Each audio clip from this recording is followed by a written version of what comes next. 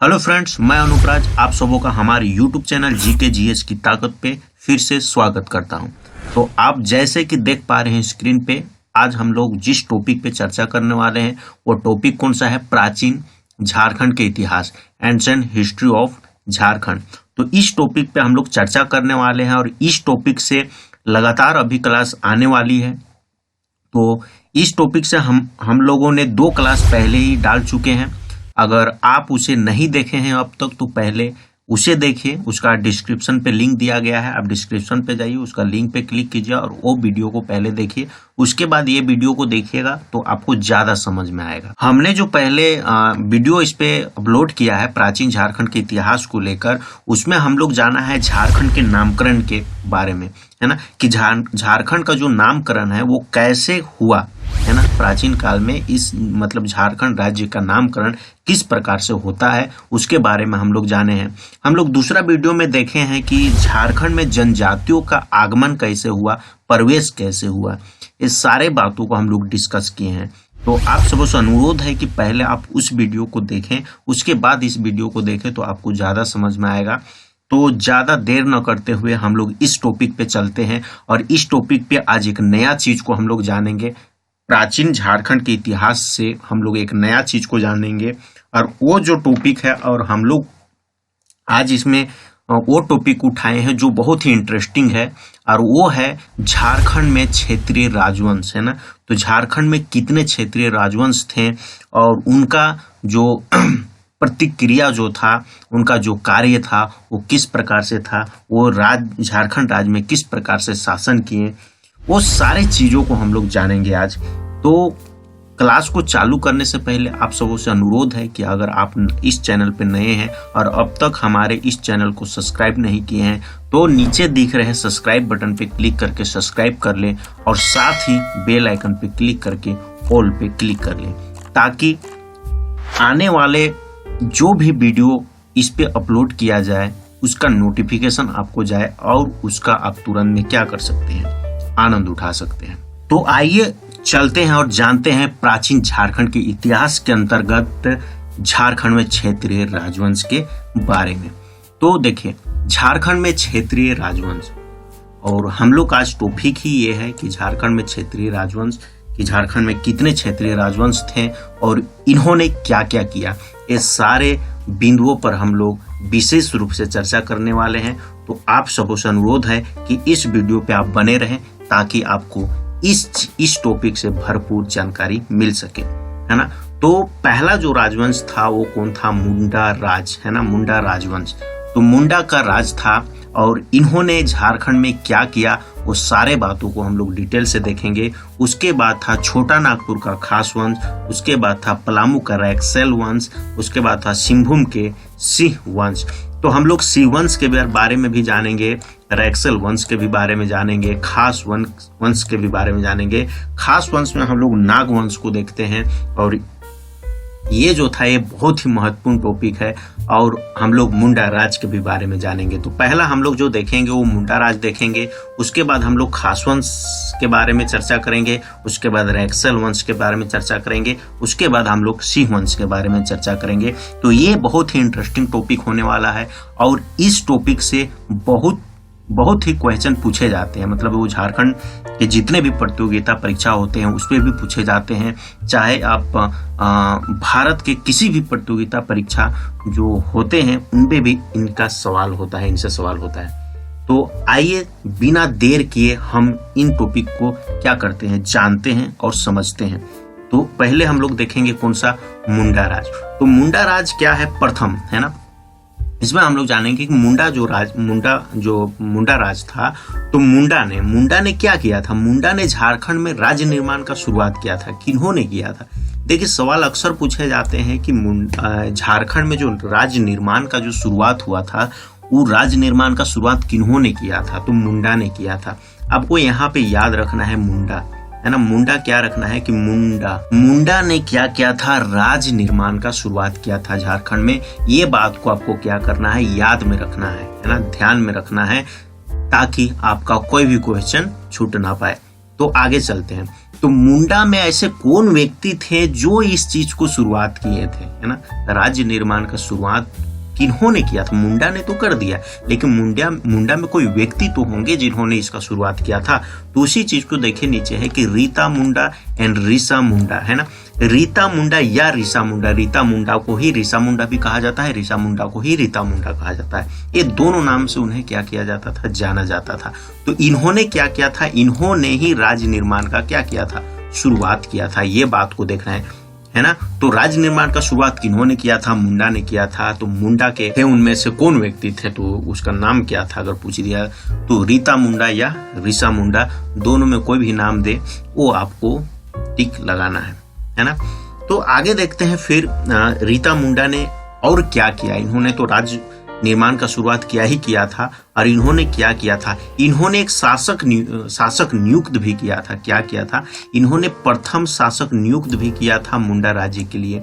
मुंडा राज्य के लिए क्या किया था? इन्होंने एक शासक नियुक्त किया था और वो किन्होंने किया था? रीता मुंडा या ऋषा मुंडा। तो रीता मुंडा या ऋषा मुंडा ने सुनिया पाहन, है ना, किन्हें? सुनिया पाहन को मुंडा का प्रथम शासक नियुक्त किया था। इसका नाम सुत्या नाखड़ पड़ा।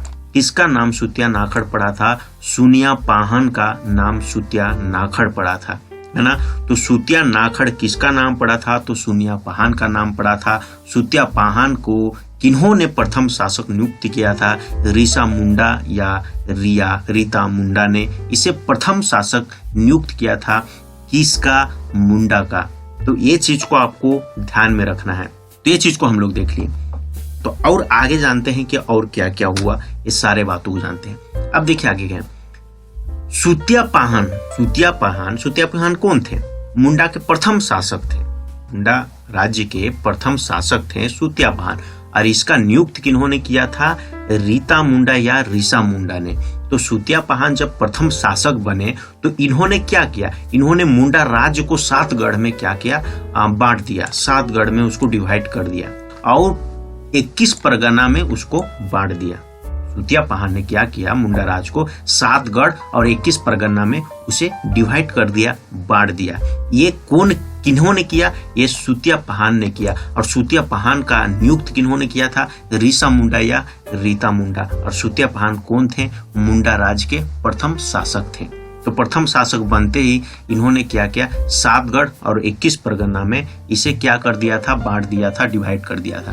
तो 7 गढ़ को हम लोग देखेंगे कि वो 7 गढ़ का नाम प्राचीन काल में क्या था, प्राचीन नाम उनका क्या था, और अभी उसका नया नाम क्या है। कि अगर अभी के डेट में, आज के वर्तमान के डेट में अगर देखें तो वो उस जगह का नाम क्या क्या है। तो जो हम लोग अभी लोहरदगा जो देखते हैं, लोहरदगा जो जिला है वो एक खंड था, है ना। लोहरदगा एक खंड था और लोहरदगा का जो प्राचीन नाम था वो क्या था? वो था लोहागढ़। ये चीज को आपको याद रखना है कि लोहरदगा का प्राचीन नाम क्या था? तो लोहागढ़। तो लोहागढ़ का वर्तमान नाम क्या है? तो लोहरदगा। ये चीज को आपको याद रखना है, दोनों तरफ से आपको याद रखना है। लोहरदगा और लोहागढ़, प्राचीन नाम पूछ दे तो लोहागढ़ और वर्तमान नाम पूछ दे तो क्या होगा? लोहरदगा। उसी प्रकार से जो दूसरा है वो देखिए पालूनगढ़। तो पालूनगढ़ जो था वो अभी उसे हम लोग किस नाम से जानते हैं?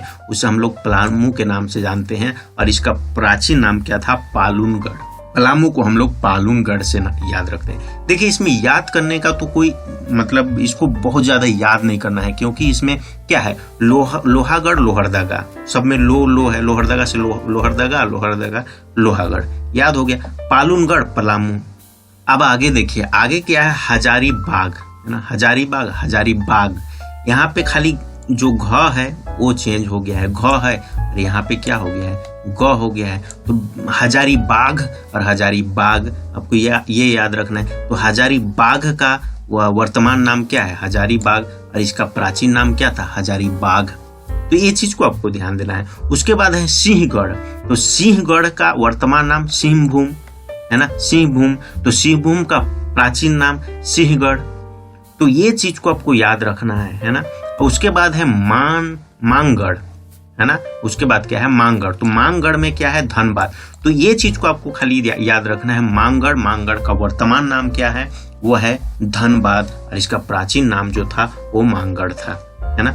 बाकी ऊपर में जो 4 वो है उसमें तो आपको याद करने का कोई मतलब, इसको ज्यादा याद ही नहीं करना है, क्योंकि इसमें एक ऐसा फैक्ट्स है जो आपको याद मतलब अभी अब पढ़े याद हो गया। लोहरदगा लोहागढ़, पालुनगढ़ पलामू, हजारीबाग हजारीबाग, सिंहगढ़ सिंहभूम, उसके बाद मांगड़ तो धनबाद। तो ये चीज को आपको याद रखना है। उसके बाद देखिए सुरजूगढ़, तो सुरजूगढ़ का वर्तमान नाम क्या है, सरगुजा, है ना। सुरजूगढ़ सरगुजा, और सरगुजा का प्राचीन नाम सुरजूगढ़। तो ये चीज को आपको याद रखना है। इसमें ज्यादा आपको मेहनत करने की जरूरत नहीं है, क्योंकि ये इस टाइप का इसमें फैक्ट्स है कि आपको इजिली याद हो जाएगा। उसके बाद है केसरगढ़, तो केसरगढ़ जो है उसका अब तक पहचान नहीं किया गया है कि कौन सा राज्य या कौन सा प्रखंड या कौन सा ऐसा जगह था जिसे केसरगढ़ कहा जाता था, ये अब तक पहचान नहीं किया गया है। तो ये चीज आपको समझ में आया होगा, है ना। तो फिर से आगे चलते हैं और जानते हैं कि आगे और हम क्या जान सकते हैं। तो आगे हम कुछ महत्वपूर्ण तथ्य को देखेंगे कि और जो सुतिया पहान थे वो क्या क्या किए, क्या उनके साथ हुआ, इससे हम लोग कुछ चीज जानते हैं। देखिए सुतिया पहान द्वारा यह राज मतलब मुंडा राज जो था वो पूरे झारखंड में क्या हुआ था, फैला हुआ था। ये चीज को आपको ध्यान देना है, जो मुंडा राज था वो पूरे झारखंड में क्या हुआ था, फैला हुआ था, किंतु यह अस्थाई साबित नहीं हो सका, है ना।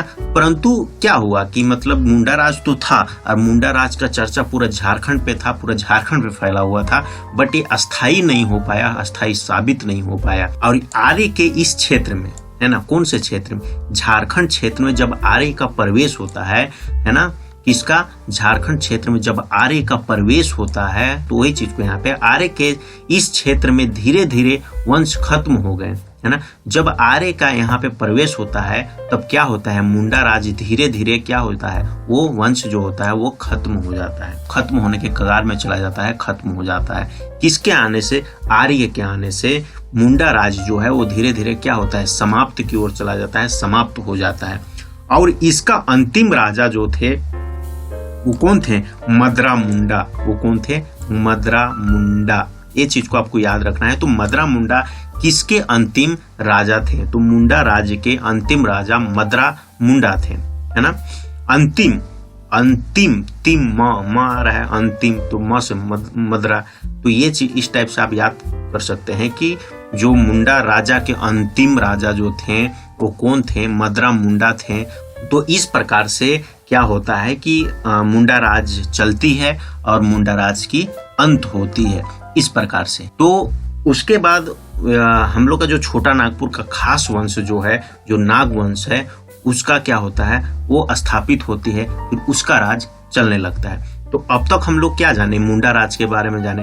अब हम लोग जानेंगे छोटा नागपुर के खास वंश, है ना, कि वो कैसे हुआ, मतलब उसका स्थापित कैसे हुआ और उसमें क्या क्या हुआ, ये सारे चीजों को हम लोग जानेंगे। तो देखिए छोटा नागपुर का खास वंश, कौन सा, खास वंश। देखिए अब हम लोग यहाँ पे दूसरा देख रहे हैं, यहाँ पे 1 हो गया है, लेकिन अभी हम लोग दूसरा देख रहे हैं। पहला में तो हम लोग देख लिए मुंडा राज, अब दूसरा में हम लोग देखेंगे छोटा नागपुर का खास वंश। और खास वंश में हम लोग क्या देखेंगे, नागवंश को जानते हैं। और नागवंश में हम लोग एक नाम को बहुत ही अच्छी तरह से जानते हैं, हर एक कोई के जबान में होता है ये नाम, फनी मुकुट राय। नागवंश में हम लोग, नागवंश कहते ही हम लोग किसे जानते हैं, फनी मुकुट राय को जानते हैं।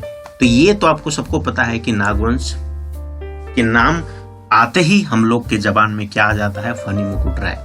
तो अब इस पे हम लोग जानते हैं, ऐसा कहा जाता है कि फनी मुकुट राय पुंडरीक नाग योम वाराणसी की ब्राह्मण कन्या पार्वती का पुत्र था। किसका पुत्र था, जो फनी मुकुट राय जो थे उन्हें क्या माना जाता है, उन्हें पार्वती का पुत्र माना जाता है, पार्वती का पुत्र माना जाता है। और वो पुंडरीक नाग योम वाराणसी के ब्राह्मण कन्या पार्वती का क्या थे, पुत्र थे।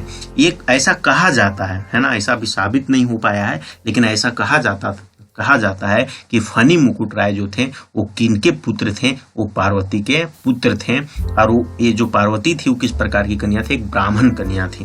तो ये चीज को आपको याद रखना है। आगे देखते हैं, इसने नागवंश राज्य की स्थापना की थी। किसने राजवंश की स्थापना की थी? और ये फनी मुकुट राय जो थे उन्होंने ही नागवंश राज्य की स्थापना की थी। ये चीज को आपको याद रहे। इन्हें नागवंश की आदि पुरुष भी कहा जाता है। तो किन्हें आदि पुरुष कहा जाता है? फनी मुकुट राय को आदि पुरुष भी कहा जाता है। किसका आदि पुरुष कहा जाता है? नागवंश की आदि पुरुष कहा जाता है। तो ये सब चीज को आपको ध्यान देना है।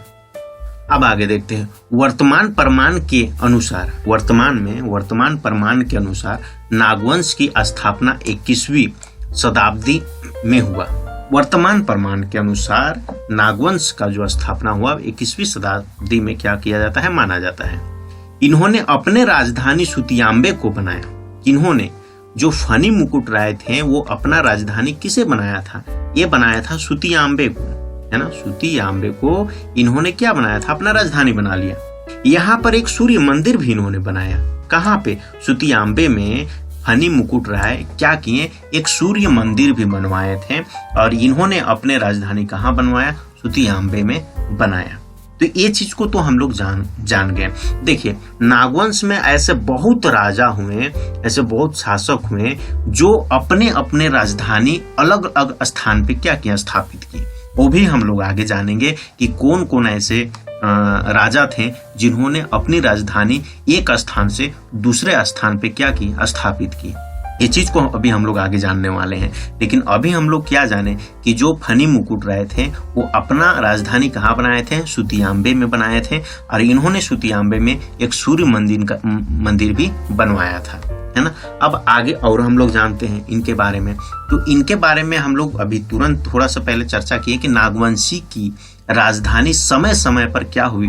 बदलती रही। तो ये चीज को हम लोग अभी यहाँ पे देखने वाले हैं कि राजधानी और संस्थापक कि कौन से राजधानी, मतलब कहाँ राजधानी बनाए और कौन से संस्थापक बनाए, है ना। तो सबसे पहले तो हम लोग क्या देखे थे? सुतियाम्बे। तो सुतियाम्बे को कौन बनाए थे? फनी मुकुट राय, है ना। कौन बनाए थे? फनी मुकुट राय सुतियाम्बे को। ये चीज को आपको ध्यान देना है कि सुतियाम्बे को कौन बनाए थे? फनी मुकुट राय। उसी प्रकार से चुटिया, तो चुटिया को कौन बनाए थे? चुटिया को प्रताप राय, है ना। फनी मुकुट राय, सुतियाम्बे और चुटिया प्रताप राय, है ना। उसी प्रकार से खोखरा को भीमकर्ण, है ना। खोखरा जो राजधानी जो था उसे कौन बनाए थे? तो भीमकर्ण। कौन इसका संस्थापक कौन थे? भीमकर्ण। उसी प्रकार है दोयसा। तो दोयसा को कौन बनाए थे? दुर्जन शाह, है ना। दुर्जन शाह। और दोयसा को हम लोग ये भी नाम से जानते हैं, नवरत्नगढ़। दोयसा को ही नवरत्नगढ़ के नाम से जाना जाता है। तो ये जो थे दुर्जन शाह वो कहाँ बनाए थे? दोयसा। उसके बाद पालकोट, है ना। पालकोट को रघुनाथ शाह। उसके बाद फिर से पालकोट को जगन्नाथ शाहदेव, है ना। तो पालकोट को दो संस्थापक थे जिन्होंने बनाए थे। एक तो रघुनाथ शाह बनाए थे और दूसरा कौन थे? जगन्नाथ शाहदेव। ये चीज को भी आपको याद रखना है। उसके बाद है रातूगढ़। तो रातूगढ़ को कौन बनाए थे? है ना, कौन बनाए थे? प्रताप उदयनाथ शाहदेव। यहाँ पे देखिए, यहाँ पे थोड़ा सा मिस्टेक है, यहाँ पे टाइपिंग मिस्टेक हो गया है। यहाँ पे क्या होगा? प्रताप होगा, है ना।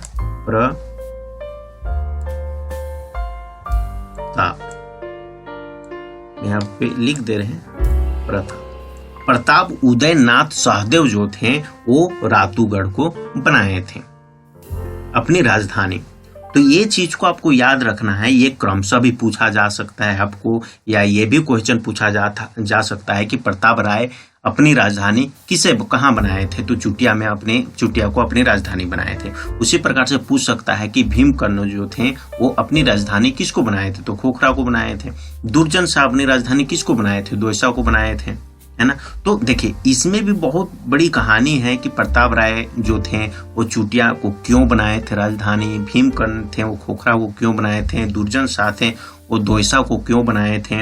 इस सारे चीजों में एक कहानी छुपा हुआ है। वो कहानी को अगर आपको जानना है तो आपको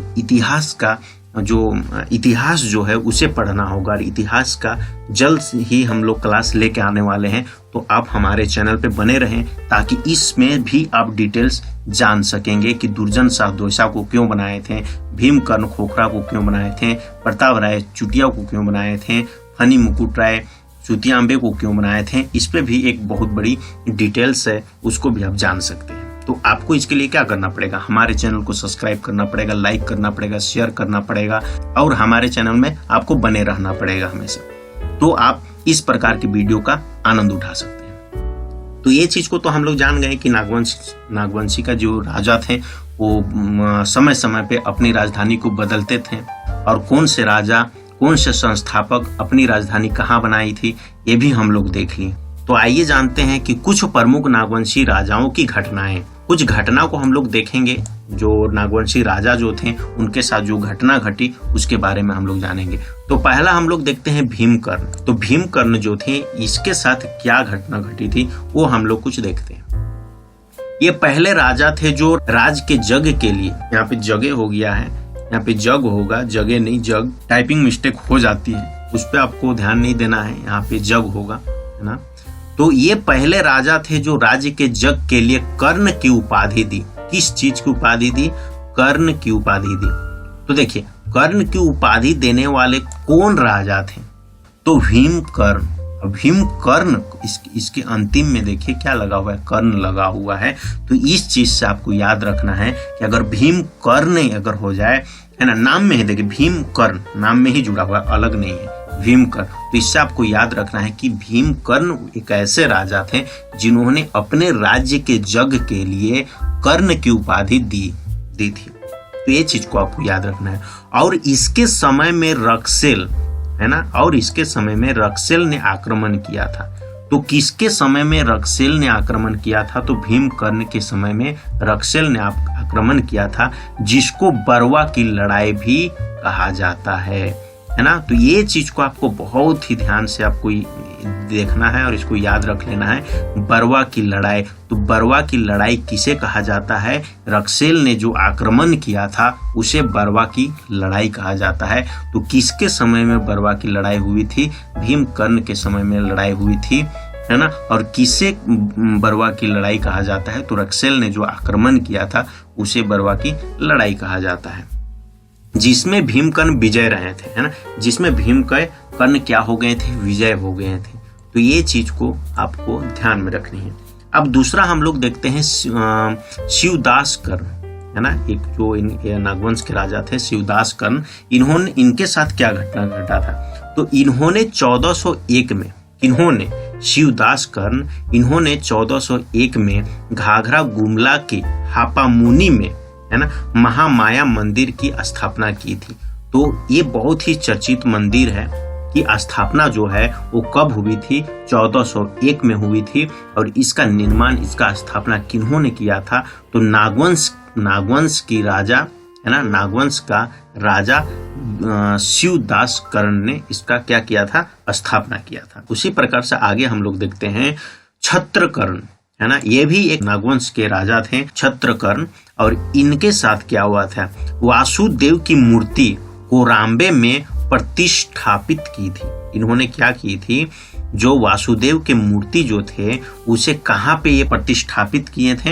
एक कोराम्बे में प्रतिष्ठापित इन्होंने किए थे। किस मूर्ति का? वासुदेव की मूर्ति का। तो ये चीज है ना। अब आगे देखते हैं दुर्जन शाह, है ना। तो दुर्जन शाह के समय में क्या हुआ था? तो दुर्जन शाह के समय में देखते हैं, इसके समय में जहांगीर को शंख नदी में मिलने वाली हीरो के बारे में जान गया था। जहांगीर जो था वो क्या किया था? जो झारखंड में जो शंख नदी है उसमें हीरा मिलता था, उसे ये जान गया, है ना। कौन जान गया? जहांगीर जान गया। दुर्जन शाह के समय में जहांगीर को पता चल गया कि झारखंड में शंख नदी है, उसमें क्या मिलता है? हीरा मिलता है। तो इन्होंने क्या किया? जहांगीर ने क्या किया? इन्होंने ललायित होकर जहांगीर को लगने लगा कि नहीं, अब अगर वहां हीरा मिलता है तो हीरा मेरा होना चाहिए, वो हीरा क्या होना चाहिए? मेरा होना चाहिए। तो वो सोच के इन्होंने क्या किया? 1612 में बिहार के सूबेदार जफर खां को भेजा, क्या करने के लिए? हीरा को लेने के लिए, हीरा लाने के लिए। जाओ भाई तुम हीरा ले आओ, अब किसी तरह से तुमको लाना है, लेकिन हीरा हमारा होना चाहिए। लेकिन उस समय नागवंश का राजा, उस समय दुर्जन शाह था। तो दुर्जन शाह, कोई भी कारण हो सकता है है ना। अब पूरा डिटेल अभी तो हमें यहाँ नहीं बताएंगे, पूरा डिटेल आपको कहाँ मिलेगा, आपको इतिहास के टॉपिक पे मिलेगा और वो बहुत ही इंटरेस्टिंग टॉपिक है और वो हम लोग लाने वाले हैं, तो आप हमारे चैनल पे जरूर बने रहिए। तो इन्होंने क्या किया कि जफर खां को भेजा, लेकिन उससे कुछ संभव नहीं हो पाया, है ना, वो हीरा हासिल नहीं कर पाया, उससे कुछ संभव नहीं हो पाया। उसके बाद 1615 में, एक तो 1612 में भेजा था लेकिन उससे कुछ नहीं हुआ, लेकिन फिर से इन्होंने 1615 में इब्राहिम खां को भेजा। इब्राहिम खां को आदेश दिया कि भाई अब तुम जाओ, उससे तो नहीं कुछ हुआ, अब तुम जाओ। तो इब्राहिम खां को आदेश दिया। अब इन्होंने दुर्जन शाह को क्या किया, बंदी बना लिया। इन्होंने बंदी बना लिया तो इब्राहिम खां ने बंदी बना लिया। ये सवाल में पूछा भी जाता है कि दुर्जन शाह को किन्होंने बंदी बनाया था, तो इब्राहिम खां ने बंदी बनाया था, है ना। तो इब्राहिम खां जो थे वो दुर्जन शाह को क्या किया, बंदी बना लिया और क्या किया, ग्वालियर के किले में बंद कर दिया, ना। उनसे किले में, ग्वालियर के किले में क्या कर दिया था, बंद कर दिया था। तो ये भी पूछता है कि दुर्जन शाह को कौन से किले में बंद किया गया था, तो ग्वालियर के किले में बंद कर दिया गया था, जहां वे 12 साल तक बंदी रहे, है ना। कितने साल तक बंदी बनाया था, 12 साल तक बंदी बनाया था, है ना, 12 साल तक बंदी बनाया था। उसके बाद मुगल दरबार में हीरे की असलियत ज्ञात करने की खुशी से, है ना, तो उसके बाद जो जहांगीर था उसे पता चलता है कि मुगल दरबार में तो हीरा आ गया है, हीरा इकट्ठा हो गया और इतना हीरा हो गया है, उससे वो बहुत खुश होता है ना, कि चलो बंदी, उसको तो बंदी बना लिया, 12 साल भी हो गया और उतने क्रम में हीरे भी बहुत हो गए हमारे पास, है ना। और उसके असलियत, हीरा का जो असलियत था, है ना, वे जो उसका क्वालिटी है वो पता लग के उसको क्या होता है, जहांगीर को बहुत खुशी होती है ना, वो बहुत खुश होता है ना, वो बहुत खुश होता है और खुश होकर क्या करता है, वो दुर्जन शाह को मुक्त कर देता है, छोड़ देता है। वो तो बंदी बना लिया था लेकिन वो खुशी से वो क्या करता है, दुर्जन शाह को छोड़ देता है। तो दुर्जन शाह जो करते हैं कि उसको छोड़ने के कारण, है ना, दुर्जन शाह को तो छोड़ दिया, मुक्त कर दिया जहांगीर ने। अब दुर्जन शाह क्या किए कि भाई हमको तुम छोड़ दिया, इसलिए जो जहांगीर थे, जो मुगल बादशाह जो थे, उसे क्या करते हैं, वार्षिक 6000 रुपया कर देने के लिए स्वीकार कर लेते हैं कि अब हम आपको 6000 रुपया वार्षिक कर देंगे। ऐसे करके दुर्जन शाह 6000 रुपया वार्षिक कर देना चालू कर देते हैं। किसे, जहांगीर को, मुगल साम्राज्य को। तो इस प्रकार से तो हम लोग ये चीज को जाने, कौन से चीज हम लोग जाने, है ना। आज हम लोग जाने झारखंड के क्षेत्रीय राजवंश में हम लोग 2 राजवंश को जाने, एक मुंडा राज और एक छोटा नागपुर का खास वंश, और वो भी कौन से, नागवंश को। तो उम्मीद करता हूं कि ये वीडियो अच्छी लगी होगी और जो भी यहाँ पे जानकारी दिया गया है वो भी आपको पसंद आई होगी। अगर पसंद आई है, अच्छी लगी है, तो अपने दोस्तों के साथ शेयर कीजिए इस वीडियो को। और अब तक अगर इस चैनल को सब्सक्राइब नहीं किए हैं तो नीचे दिख रहे सब्सक्राइब बटन पे क्लिक कर सब्सक्राइब कीजिए, साथ में बेल आइकन को क्लिक करके ऑल पे क्लिक कीजिए, ताकि इस प्रकार के वीडियो का आनंद आप हमेशा उठा सकें। तो अब हम लोग के पास कौन कौन से राजवंश बच गए, एक तो हम लोग के पास पलामू के राजवंश बच गए, पलामू के रैक्सल वंश, और एक हम लोग के पास बच गया कौन सा, सिंहभूम के सी वंश। तो ये दोनों की चर्चा हम लोग अगले वीडियो में करेंगे। तब तक के लिए आपका बहुत बहुत धन्यवाद।